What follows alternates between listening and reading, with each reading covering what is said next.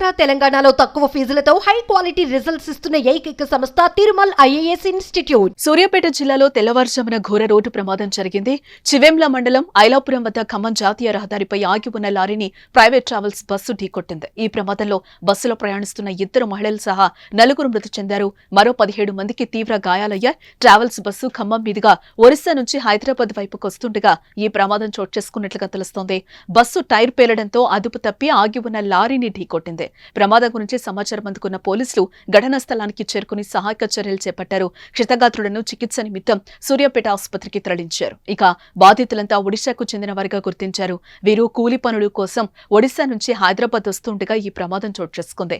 ఈ ఘటనపై పోలీసులు కేసు నమోదు చేసి దర్యాప్తు చేపట్టారు. మృతదేహాలను స్వాధీనం చేసుకుని పోస్టుమార్టం కోసం తరలించారు. క్షతగాత్రుల్లో పలువురికి తీవ్ర గాయాలైనట్టుగా తెలుస్తోంది. 4 గంటల సమయంలో ఐలాపూర్ గ్రామం చివెల మండల్లో ఖమ్మం హైదరాబాద్ హైవే పైన ఆగి ఉన్న లారీకి ఛత్తీస్గఢ్ ఒరిస్సా సేనాపూర్ నుంచి లేబర్ వర్కర్లతో వస్తున్న బస్సు లారీకి వెనక నుంచి డాష్ ఇవ్వడం జరిగింది.